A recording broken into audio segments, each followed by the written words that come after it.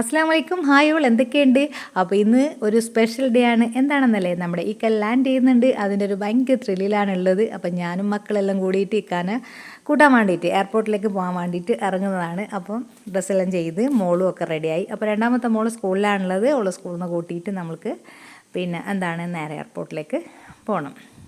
ഈ ഒരു ദിവസം അനുഭവിച്ചവർക്ക് മാത്രമേ അറിയാൻ പറ്റുള്ളൂ. ഓരോ പ്രവാസി ഭാര്യമാർക്കും അറിയാം ഈ ഒരു ദിവസത്തിൻ്റെ സന്തോഷം എന്താണെന്നുള്ളത്. അപ്പോൾ അത് വാക്കുകൾ കൊണ്ട് പറഞ്ഞറിയിക്കാൻ നമുക്ക് ആർക്കും കഴിയില്ല, അനുഭവിച്ചാലേ മനസ്സിലാവുള്ളൂ. അപ്പം നമ്മൾ നേരെ സ്കൂളിലേക്ക് വിട്ട് ഫസ്റ്റ്, എന്നിട്ട് മോളെ പിക്ക് ചെയ്യണം. മോൾക്ക് രാവിലെ പോകാൻ ഭയങ്കര മടിയുണ്ടായിരുന്നു, പപ്പ വരുന്നതെന്ന് അറിഞ്ഞിട്ട്.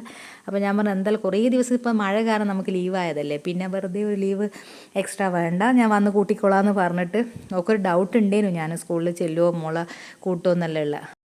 എല്ലാ പ്രാവശ്യം ഇക്ക വരുമ്പോൾ നമ്മളിങ്ങനെ എയർപോർട്ടിൽ പോകുന്ന പതിവൊന്നുമില്ലേ. ഈ പ്രാവശ്യം ഇക്ക വരുന്നതിനൊരു പ്രത്യേകത ഉണ്ട്. എല്ലാ പ്രാവശ്യവും സ്വീകരിക്കാനുള്ള ഇക്കയുടെ ഉമ്മ ഇപ്രാവശ്യം സ്വീകരിക്കാൻ ആ വീട്ടിലില്ല. ആ ഒരു നഷ്ടം തന്നെയല്ലേ. അപ്പോൾ 2 ദിവസം മുമ്പേ ഇക്ക വിളിക്കുമ്പോഴേ ആ ഒരു സൗണ്ടിൻ്റെ പതർച്ച എനിക്ക് മനസ്സിലാകുന്നുണ്ട്. നല്ല ടെൻഷനിലാണ് വരുന്നതെന്നുള്ള. എപ്പോഴും വന്നാലും ഫസ്റ്റ് ഉമ്മാൻ്റെ അടുത്ത് ഓടിച്ചെന്ന് ആ കാണുന്ന ഒരു പതിവ് ഇപ്രാവശ്യം ഇല്ലല്ലോ. ആ ഒരു നഷ്ടം തന്നെയല്ല. അതിന് പകരം വെക്കാൻ ആരാ ഉള്ളത്? ഇനി ഈ ദുനിയാവിൽ എത്ര ആൾക്കാരുണ്ടായാലും ഉമ്മാക്ക് പകരം വെക്കാനാവില്ലല്ലോ. അപ്പോൾ ആ ഒരു ടെൻഷൻ നല്ലോണം ഉണ്ടെന്ന് എനിക്ക് മനസ്സിലായിന്. അതുകൊണ്ടാണ് ഞാൻ മക്കളെയും കൂട്ടിയിട്ട് എയർപോർട്ടിലേക്ക് വന്നത്. എനിക്ക് നല്ല ടെൻഷൻ ഉണ്ട് കേട്ടോ എയർപോർട്ടിലേക്ക് എത്താനാവുമ്പോൾ.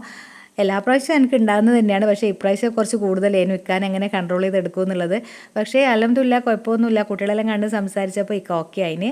പിന്നെ അങ്ങനെ നമ്മൾ ഓരോ കാര്യങ്ങൾ സംസാരിച്ചിട്ടില്ലേ, ഒരു ചിന്തിക്കാനുള്ളൊരു ടൈം കൊടുത്തിട്ടില്ല. അങ്ങനെ മാക്സിമം നമ്മൾ ഓരോ കാര്യങ്ങൾ സംസാരിച്ചിക്കാൻ കൊണ്ട് വണ്ടിയിലേക്ക് കയറി കളഞ്ഞിന്. പിന്നെ അങ്ങനെ ടെൻഷൻ അടിക്കാൻ അതാണ് മാക്സിമം നമ്മൾ ഉദ്ദേശിച്ചത്, ടെൻഷൻ അടിക്കാൻ സമയം കൊടുക്കാണ്ട് കൂടെ പോകണമെന്നുള്ളത്.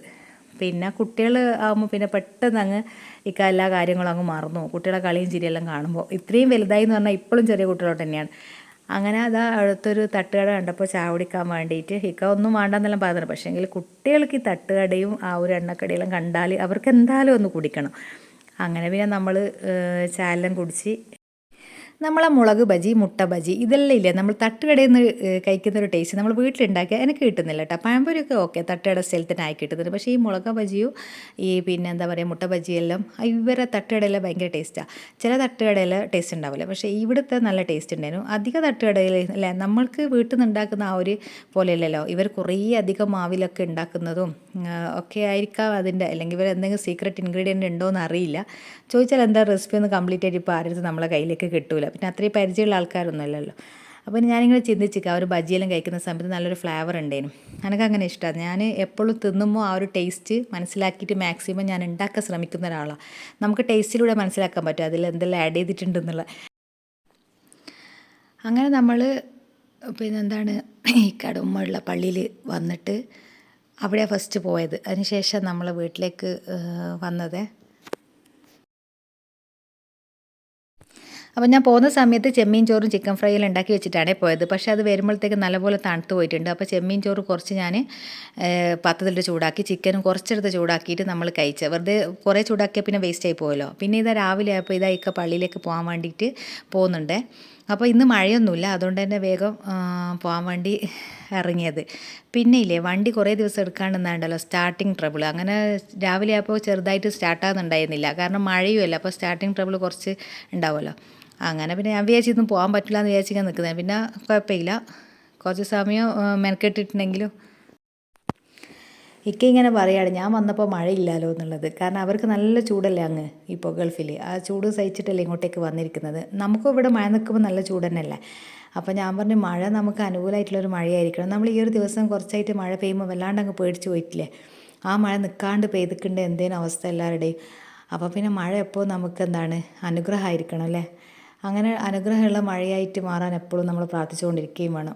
പിന്നെ മഴ അത്രയും നമുക്ക് ആസ്വദിക്കാൻ എല്ലാവർക്കും ഭയങ്കര ഇഷ്ടമുള്ളൊരു കാര്യം തന്നെയാണ്. പക്ഷെ ഓവറായിട്ടാവുമ്പോൾ അതുപോലെ ടെൻഷനുള്ള വേറൊരു കാര്യവുമില്ല. അപ്പോൾ പിന്നെ പള്ളിയിൽ നിന്നൊക്കെ വന്ന് കുറേ ചായയൊക്കെ കുടിച്ച് നിൽക്കുന്ന സമയത്ത് നല്ല മഴ പെയ്യുന്നുണ്ടായിരുന്നു. അപ്പോൾ പിന്നെ ഇക്കയുടെ ഒരാഗ്രഹം അങ്ങ് മാറിക്കിട്ടി, മഴ കാണണം എന്നുള്ളത്. പിന്നെ ഞാൻ ഇക്കയ്ക്ക് ഏറ്റവും ഇഷ്ടപ്പെട്ടുള്ള നമ്മൾ ആഗോലിയുടെ മോളിയാണ് ഉണ്ടാക്കുന്നത്. മോളി എന്ന് പറയുമ്പോൾ ഇത് ഒതൻറ്റിക് റെസിപ്പിയൊന്നുമല്ല, നമുക്ക് കുറച്ച് എരിവും പുളിയെല്ലാം വേണ്ട ആൾക്കാരാണ്, ആ ഒരു രീതിക്ക് ഉണ്ടാക്കിയെടുക്കുന്ന കറിയാണ്.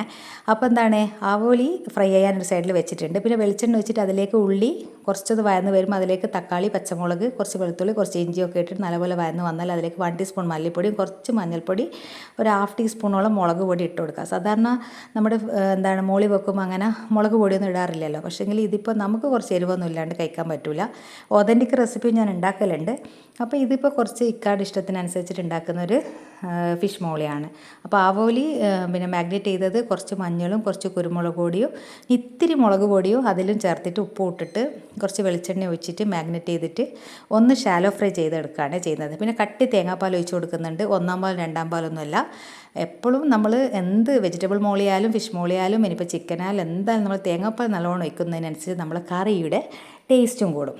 ഇനി എന്താണ്, ഇത് നല്ലപോലെ തിളപ്പിച്ചതിന് ശേഷം മാത്രമേ നമ്മൾ ഷാലോ ഫ്രൈ ചെയ്ത് ആ ഒരു ഫിഷ് ഇതിലേക്ക് ആഡ് ചെയ്യാവൂ. ഇപ്പം നല്ലപോലെ തിളച്ച് വന്നിട്ടുണ്ട്. ഈ ഒരു സമയത്ത് നമ്മൾ ഉപ്പും എരിവെല്ലാം നോക്കണം. എരിവ് കുറവാന്ന് തോന്നുന്നുണ്ടെങ്കിൽ എന്ത് ചെയ്യുക, കുറച്ച് കുരുമുളക് പൊടി ആഡ് ചെയ്ത് കൊടുത്താൽ മതി. പിന്നെ ഇതിലേക്ക് ഈ ഒരു ഫിഷും കൂടി ചേർത്ത് കൊടുത്തിട്ട് ലോ ഫ്ലെയിമിലാക്കിയിട്ട് അടച്ച് വെച്ചിട്ട് നല്ലപോലെ ഒരു 5 മിനിറ്റ് തിളപ്പിക്കണം.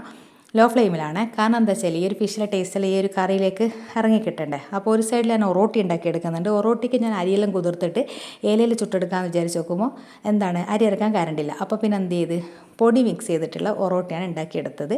അപ്പോൾ ഒറോട്ടി നമുക്ക് പൊടിയിൽ എളുപ്പത്തിൽ തന്നെ ഉണ്ടാക്കിയെടുക്കാം. ഞാൻ പിന്നെ ഇക്കക്ക് അരി അരച്ചിട്ടെല്ലാം ഉണ്ടാക്കുമ്പോൾ അതിൻ്റെതായ ഒരു ടേസ്റ്റ് ഉണ്ടാവുമല്ലോ, അങ്ങനെ ചെയ്യാമെന്ന് വിചാരിച്ചതായിരുന്നു. പക്ഷേ പറ്റിയില്ല, പൊടിയിൽ തന്നെ ചെയ്തെടുക്കേണ്ടി വന്നു. അപ്പോൾ ഞാൻ കുറച്ച് ധൃതിയിലാണ് രാവിലെ എല്ലാ കാര്യങ്ങളും ചെയ്തെടുക്കുന്നത്. കാരണം മോൾക്ക് പോകാനായിട്ടുണ്ട്, അവൾക്ക് ഏർക്കാണ് ട്രെയിൻ. അപ്പോൾ ആ ഒരു സമയത്തേക്ക് 7 മണിക്ക് ഇവിടുന്ന് ഇറങ്ങണം, എന്നാലേ നമുക്ക് റെയിൽവേ സ്റ്റേഷനിലേക്ക് എത്തിക്കിട്ടുള്ളൂ. കുറേ ദിവസം ഇപ്പം ഞാൻ തന്നെയല്ലേ കൊണ്ടാക്കുകയും കൂട്ടുകയൊക്കെ ചെയ്യുന്നത്. അപ്പോൾ ഈ പ്രാവശ്യം ഉപ്പ ഓളെ പപ്പ കൊണ്ടാക്കുന്ന ആ ഒരു ഭയങ്കര കൊശൂലാണ്. രണ്ടാളും രാവിലെ തന്നെ പോകുന്നത്. അങ്ങനെ ഇനിയുള്ള ദിവസം അൽഹംദുലില്ലാ ഇങ്ങനെ അടിപൊളിയായി പോട്ടെ എന്ന് ആഗ്രഹിക്കുന്നു ഇൻഷാ അല്ലാഹ്.